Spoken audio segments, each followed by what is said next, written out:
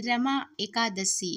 धर्मराज युधिष्ठिर कहने लगे कि हे भगवान कार्तिक, कृष्ण एकादशी का क्या नाम है? इसकी विधि क्या है? इसके करने से क्या फल मिलता है? सो आप विस्तार पूर्वक बताइए। भगवान श्री कृष्ण बोले कि कार्तिक श्री कृष्ण पक्ष की एकादशी का नाम रमा है। यह बड़े बड़े पापों का नाश करने वाली है। इसका महात्म्य मैं तुमसे कहता हूँ, ध्यान पूर्वक सुनो। हे राजन, प्राचीन काल में मुचुकुंद नाम का एक राजा था। उसकी इंद्र के साथ मित्रता थी और साथ ही यम, कुबेर, वरुण और विभीषण भी उसके मित्र थे। यह राजा बड़ा धर्मात्मा, विष्णु भक्त और न्याय के साथ राज्य करता था। उस राजा की एक कन्या थी जिसका नाम चंद्रभागा था। उस कन्या का विवाह चंद्रसेन के पुत्र शोभन के साथ हुआ था। एक समय वह शोभन ससुराल आया। उन्हीं दिनों जल्दी ही पुण्यदायिनी एकादशी यानी रमा एकादशी आने वाली थी। जब व्रत का दिन समीप आ गया तो चंद्रभागा के मन में अत्यंत सोच उत्पन्न हुआ कि मेरे पति अत्यंत दुर्बल है और मेरे पिता की आज्ञा अति कठोर है। दसवीं को राजा ने ढोल बजवा कर सारे राज्य में यह घोषणा करवा दी कि एकादशी को भोजन नहीं करना चाहिए। ढोल की घोषणा सुनते ही शोभन की अत्यंत चिंता हुई। अपनी पत्नी से कहा कि हे प्रिय, अब क्या करना चाहिए? मैं किसी प्रकार भी भूख सहन नहीं कर पाऊंगा। ऐसा उपाय बताओ कि जिससे मेरे प्राण बच सके, अन्यथा मेरे प्राण अवश्य चले जाएंगे। चंद्रभागा कहने लगी कि हे स्वामी, मेरे पिता के राज्य में एकादशी के दिन कोई भी भोजन नहीं करता। हाथी, घोड़ा, ऊंट, बिल्ली, गो आदि भी तृण, अन्न, जल आदि ग्रहण नहीं कर सकते। फिर मनुष्य का तो कहना ही क्या है। यदि आप भोजन करना चाहते हैं तो किसी दूसरे स्थान पर चले जाइए, क्योंकि यदि आप यहीं रहना चाहते हैं तो आपको अवश्य व्रत करना पड़ेगा। ऐसा सुनकर शोभन कहने लगा कि हे प्रिय, मैं अवश्य व्रत करूंगा। जो भाग्य में होगा वह देखा जाएगा। इस प्रकार से विचार कर शोभन ने व्रत रख लिया और वह भूख व प्यास से अत्यंत पीड़ित होने लगा। जब सूर्य नारायण अस्त हो गए और रात्रि को जागरण का समय आया, जो वैष्णवों को अत्यंत हर्ष देने वाला था, परंतु शोभन के लिए अत्यंत दुखदायी हुआ। प्रातःकाल होते ही शोभन के प्राण निकल गए। तब राजा ने सुगंधित काठ से उसका दाह संस्कार करवाया, परंतु चंद्रभागा ने अपनी पिता की आज्ञा से अपने शरीर को दग्ध नहीं किया और शोभन की अंत्येष्टि क्रिया के बाद अपने पिता के घर में ही रहने लगी। रमा एकादशी के प्रभाव से शोभन को मंद्रांचल पर्वत पर धन्य धान्य से युक्त तथा शत्रुओं से रहित एक सुंदर देवपुर प्राप्त हुआ। वह अत्यंत सुंदर रत्न और वैद्य मणि जड़ित स्वर्ण के खंभों पर निर्मित उन अनेक प्रकार की स्फटिक मणियों से सुशोभित भवन में बहुमूल्य वस्त्र भूषणों तथा छत्र व चंवर से विभूषित गंधर्व और अप्सराओं से युक्त सिंहासन पर आरूढ़ ऐसा शोभयामान होता था मानो दूसरा इंद्र विराजमान हो।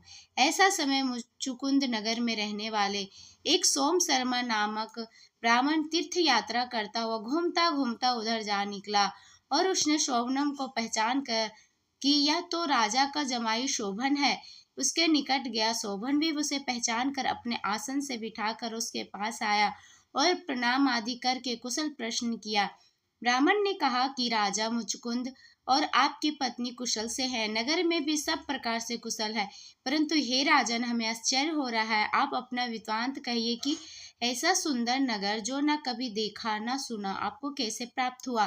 तब शोभन बोला कि कार्तिक कृष्ण की रमा एकादशी का व्रत करने से मुझे यह नगर प्राप्त हुआ, परंतु यह अस्थिर है। यह स्थिर हो जाए ऐसा उपाय कीजिए। ब्राह्मण कहने लगा कि हे राजन, यह स्थिर क्यों नहीं है? वह कैसे स्थिर हो सकता है? आप बताइए, फिर मैं अवश्य में वह उपाय करूंगा। मेरी इस बात को आप मिथ्या न समझिए। शोभन ने कहा कि मैंने इस व्रत को श्रद्धा रहित होकर किया है, अतः यह सब कुछ अस्थिर है। यदि आप मुचुकुंद की कन्या चंद्रभागा को यह सब वृतांत कहें तो वह स्थिर हो सकता है। ऐसा सुनकर उस श्रेष्ठ ब्राह्मण ने अपने नगर लौटकर चंद्रभागा से सब वृतांत कह सुनाया। ब्राह्मण के वचन सुनकर चंद्रभागा बड़ी प्रसन्नता से ब्राह्मण से कहने लगा कि हे ब्राह्मण, ये सब बातें आपने प्रत्यक्ष देखी हैं या स्वप्न की बातें कर रहे हैं?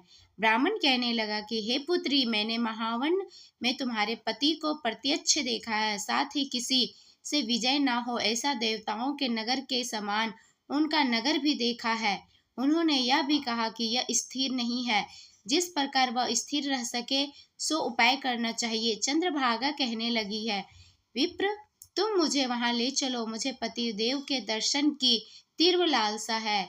मैं अपने किए हुए पुण्य से उस नगर को स्थिर बना दूंगी। आप ऐसा कार्य कीजिए जिससे उनका हमारा संयोग हो, क्योंकि वियोगियों को मिलना देना महान पुण्य है।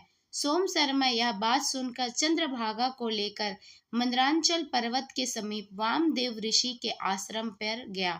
वामदेव जी ने सारी बात सुनकर वेद मंत्रों के उच्चारण से चंद्रभागा का अभिषेक कर दिया।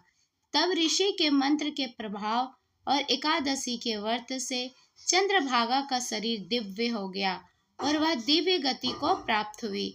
इसके बाद बड़ी प्रसन्नता के साथ अपने पति के निकट गई। अपनी प्रिय पत्नी को आते देखकर शोभन अति प्रसन्न हुआ और उसे बुलाकर अपनी बाईं तरफ बिठा लिया। चंद्रभागा कहने लगी, हे प्राणनाथ, आप मेरे पुण्य को ग्रहण कीजिए। अपने पिता के घर जब मैं 8 वर्ष की थी, तब से विधि पूर्वक एकादशी के व्रत को श्रद्धा पूर्वक करती आ रही हूँ। इस पुण्य के प्रताप से आपका यह नगर स्थिर हो जाएगा तथा समस्त कर्मों से युक्त होकर प्रलय के अंत तक रहेगा। इस प्रकार चंद्रभागा ने दिव्य आभूषणों और वस्त्रों से सुसज्जित होकर अपने पति के साथ आनंद पूर्वक रहने लगी। हे राजन, यह मैंने रमा एकादशी का महत्मय कहा है। जो मनुष्य इस व्रत को करते हैं, उनके ब्रह्म हत्या समस्त पाप नष्ट हो जाते हैं। कृष्ण पक्ष और शुक्ल पक्ष दोनों की एकादशियां समान है, इनमें कोई भेदभाव नहीं है, दोनों समान फल देती है। जो मनुष्य इस महात्म्य को पढ़ते अथवा सुनते हैं, वे समस्त पापों से छुटकर विष्णु लोक को प्राप्त होते हैं। हरे कृष्णा। ऐसे ही कथा सुनने के लिए मेरे चैनल को लाइक एंड सब्सक्राइब करें। राधे राधे। हरि बोल।